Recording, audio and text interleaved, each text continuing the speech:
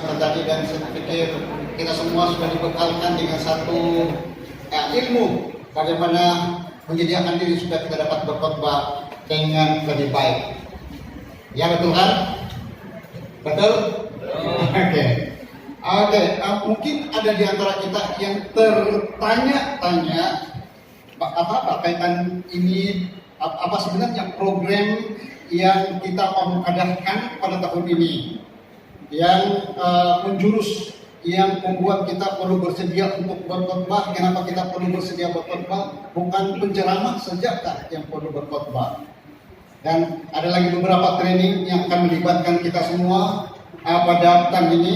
Dan mungkin ada yang tertanya-tanya, kenapa ini harus dilakukan? Saya akan coba satu presentasi yang pendek kenapa ini diadakan. Tapi saya perlu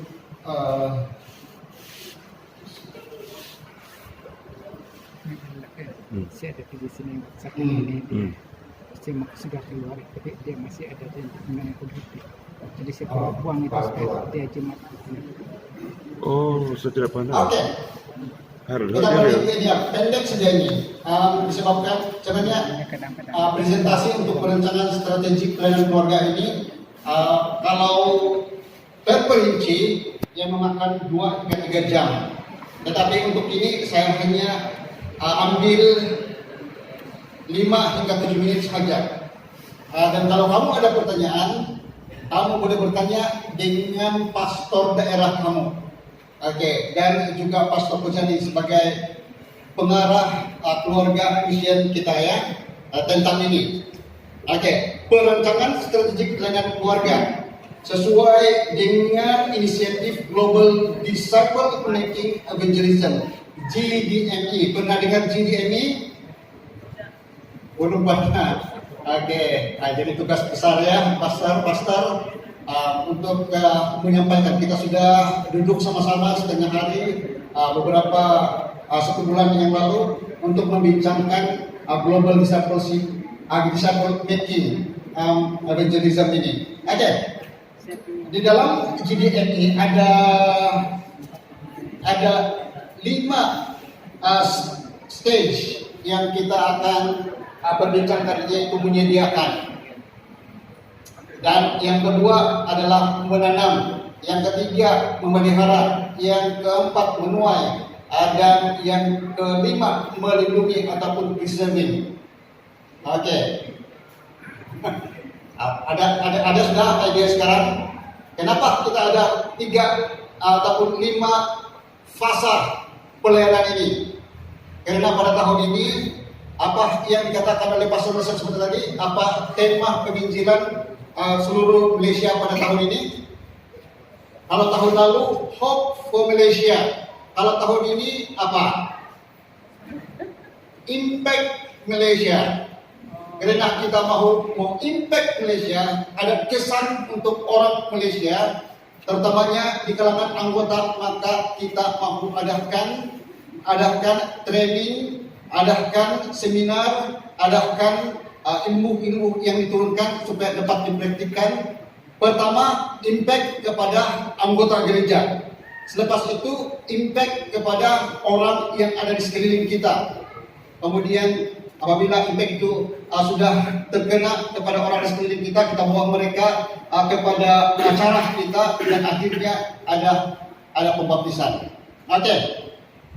Sudah 3 menit, tinggal 5 menit, tinggal 4 menit.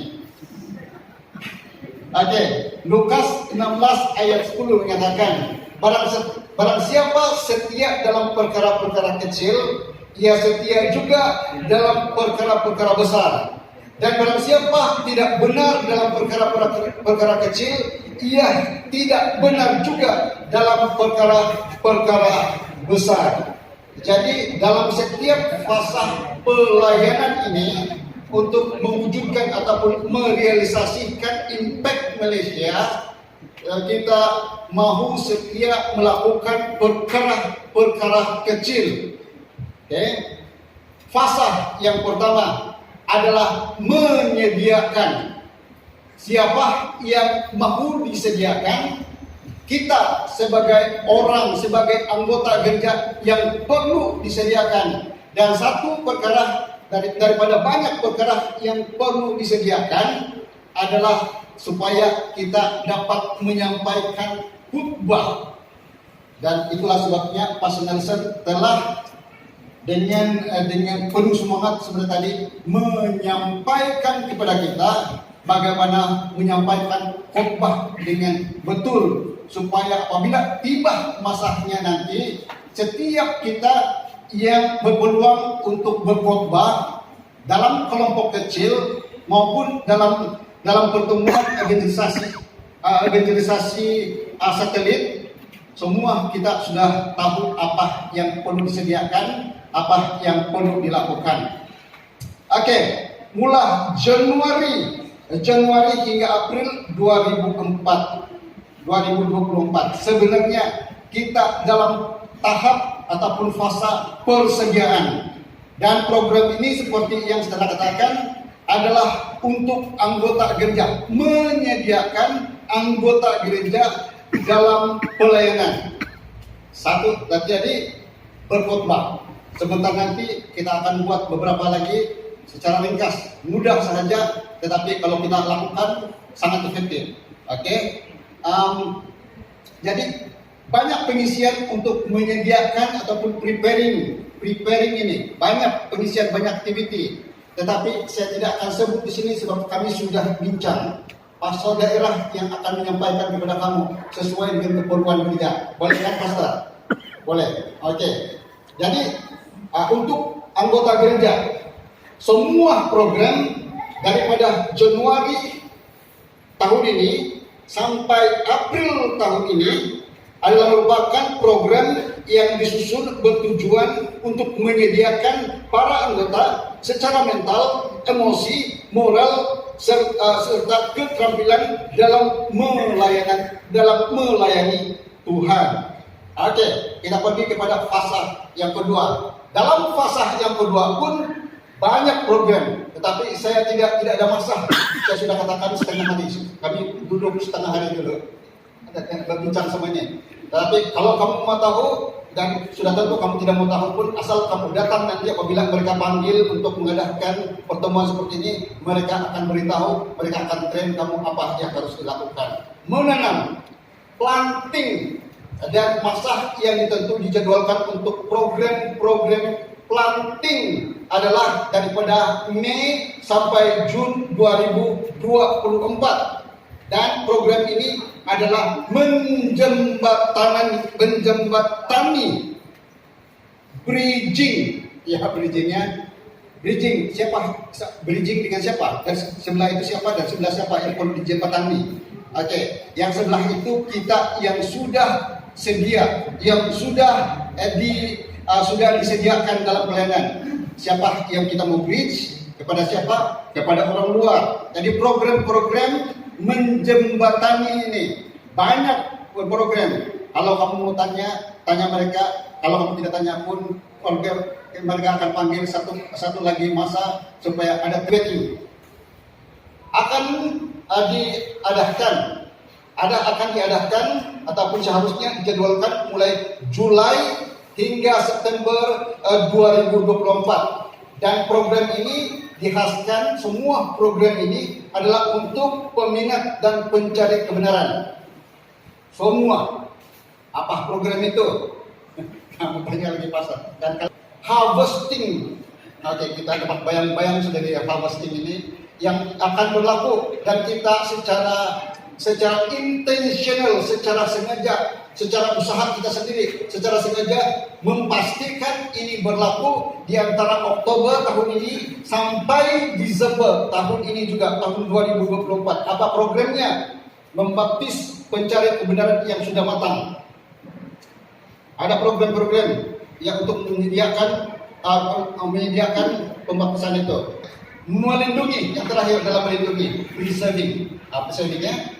Januari sampai Januari 2025 hingga April 2025. Semua program-program yang diadakan adalah untuk bayi-bayi rohani yang sudah dibaptis, yang baru dibaptiskan. Oke. Dalam perbincangan kami, wilayah 6 paling kurang akan menyediakan baptisan 100 orang. Boleh? Boleh? Boleh. Oke.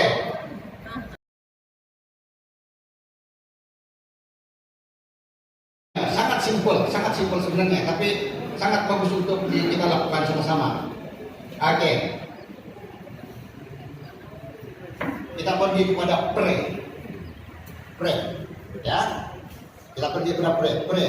Itu sebab awal-awal Kita ambil pray ini daerah sana. sebagai akronim kepada aktiviti doa kita ataupun bahagian-bahagian doa kita. Boleh? Bahagian yang pertama pray untuk praise, puji-pujian, sejak puji kepada Tuhan.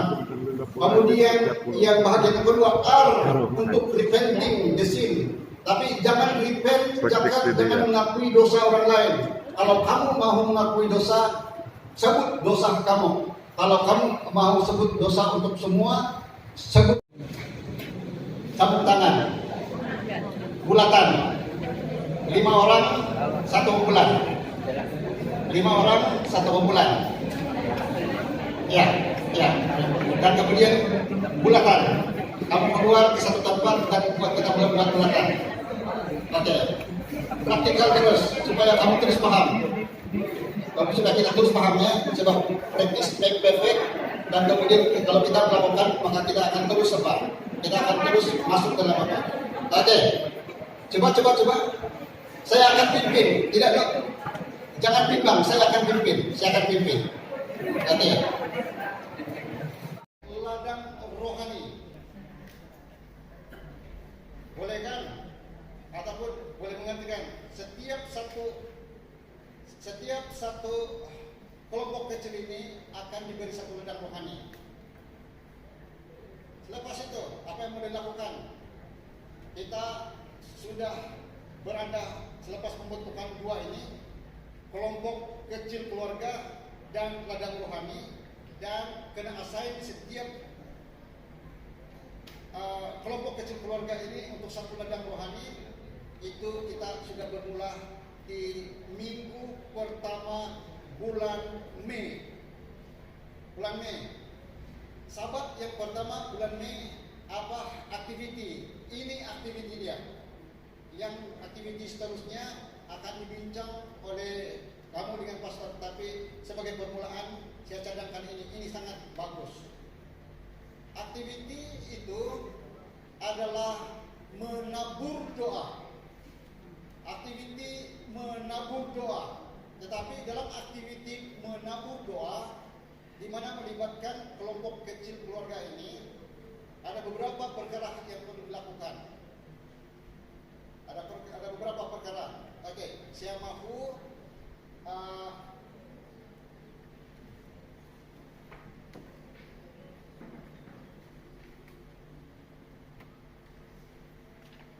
volunteer 3 orang. Saya 1 orang daripadanya. Oke.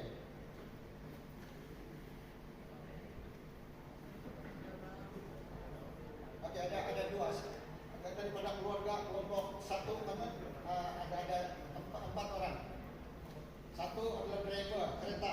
Ini adalah haji selidik berkereta, kan? Haji selidik berkereta. Ada 1 di sini lagi. Ada volunteer, ada 3 orang lagi. Dari mana-mana gereja.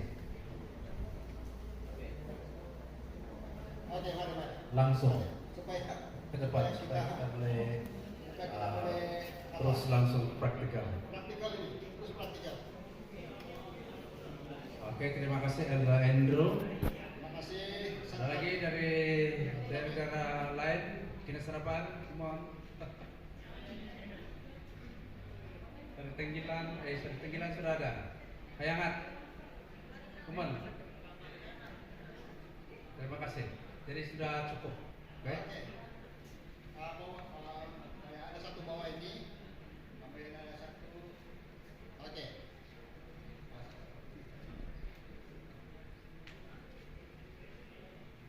Oke. driver kereta. Pastor sudah assign ataupun sudah menunjukkan bahwa kami mempunyai satu ladang rohani. Ditunjukkan di mana itu ladang rohani. Ladang rohani ya. Dan kami pada minggu pertama dan biasanya hari Sabat akan pergi ke ladang rohani kami. Ladang rohani ini diberikan kepada kami dari bulan 5 dan sampai pertengahan tahun depan, lebih kurang 1 tahunnya pelayanan kita di sana. Dan untuk minggu yang pertama kami akan berdoa, dan selepas berdoa kami akan drive. Saya akan drive keliling ladang rohani kami. Itu sejak tugas driver, bawa kumpulan keliling ladang rohani. Kalau tidak boleh kereta masuk ke sana, kami berempat akan jalan kaki. Itulah sebabnya kaji selidik jalan kaki di sini. Ya, satu orang daripada kami membawa kertas ini. Jadi sementara kami pergi ke ladang rohani kami, dia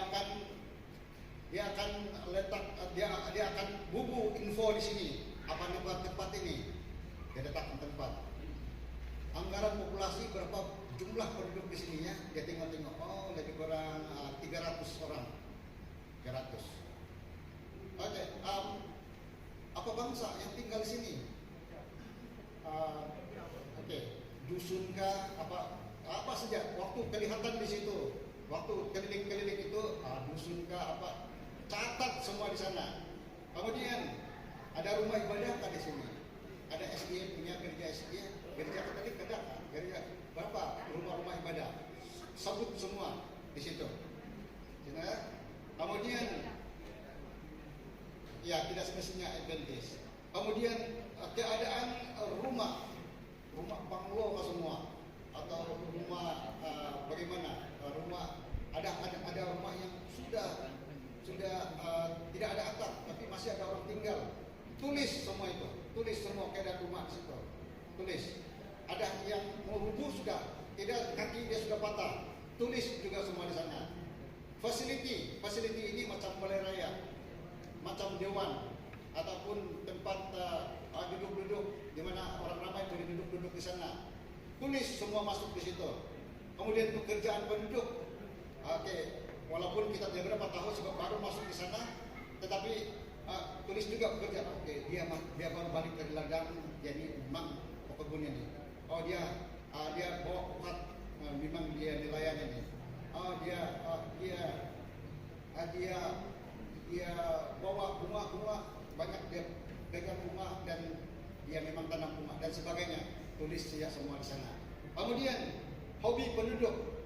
Oke, apa saja dalam waktu meneroka berjalan kaki ataupun berkereta keliling-keliling ladang rohani itu, kita agak-agak pada hobi mereka. Kalau ramai main sepak takraw, ada main badminton dan sebagainya. Dan kemudian peluang pelayanan tadi ada apa? Ada rumah yang tidak ada atap, peluang pelayanan. Ada orang yang sedang sakit, kamu dengar di situ, peluang pelayanan. Ada rumah yang hampir rubuh, tiang rumahnya hampir. Itu juga peluang pelayanan. Masukkan semua itu. Oke, itu pekerjaan satu orang yang ada di belakang. Itu satu. Saya hanya driver saja. Dia akan melihat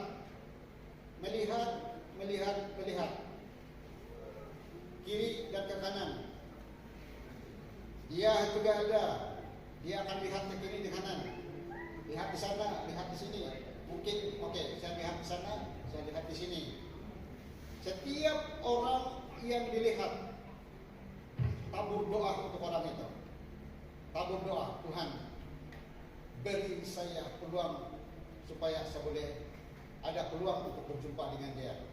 Beri saya peluang supaya saya boleh berkongsi kebenaran dengan dia.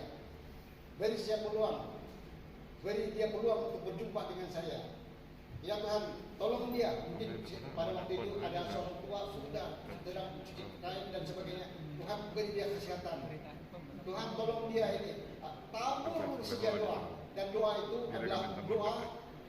Sudah saya berikan tadi, doa itu sama sekali tidak ada bahasa kutuk di situ, tetapi bahasa berkat dan juga kerinduan kita untuk memperbaiki kehidupan orang lain dan seterusnya memperkenalkan mereka kepada Yesus. Itu saja.